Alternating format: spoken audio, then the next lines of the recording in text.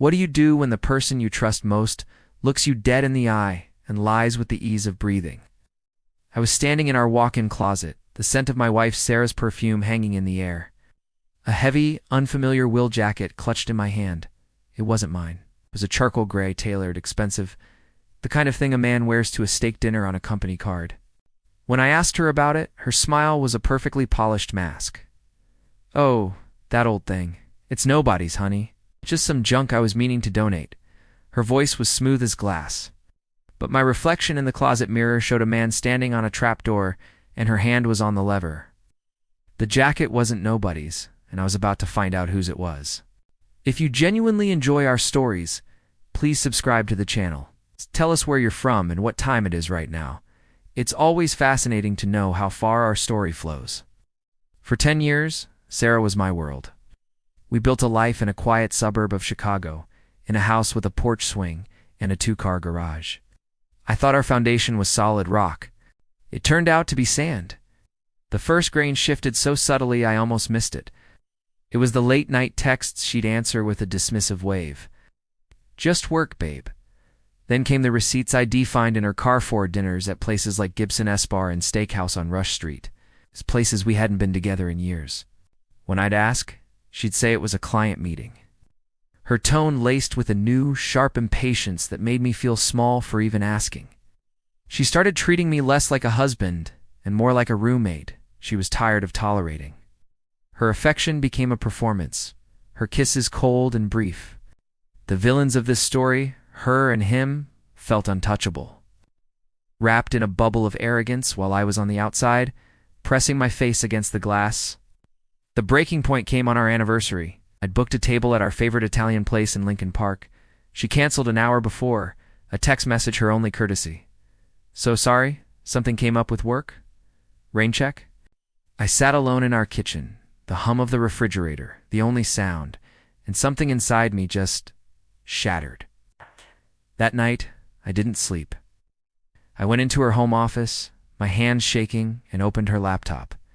It wasn't locked. What I found was a second email account, a digital chronicle of her betrayal. Emails to a man named Mark. Photos of them at a hotel bar in the Gold Coast, her head on his shoulder, a smile on her face I hadn't seen in years. It was all there, the client dinners, the late nights. It was him. The jacket belonged to him.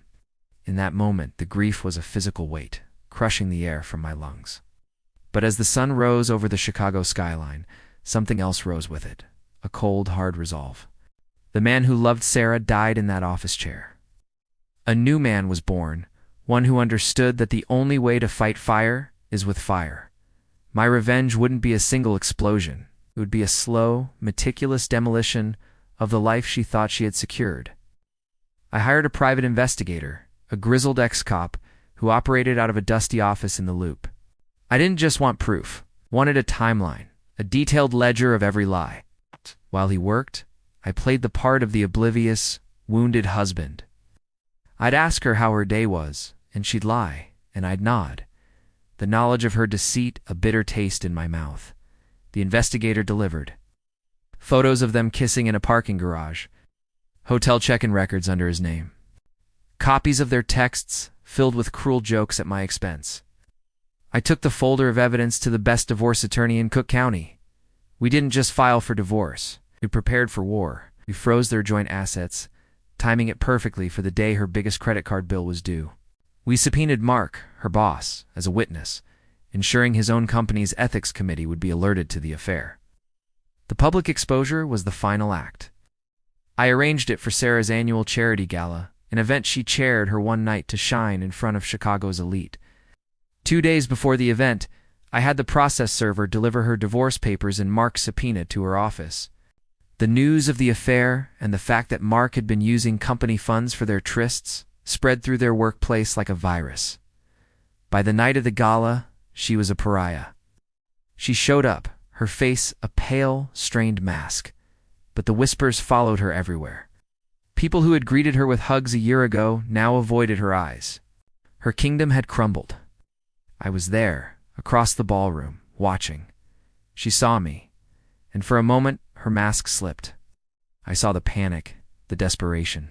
She was ruined, not just legally, but socially. She had lost her husband, her reputation, her job, and the respect of everyone she knew. I didn't say a word. I just gave her a small, cold nod, turned, and walked away. The house is quiet now, filled only with the echo of a life that's no longer here.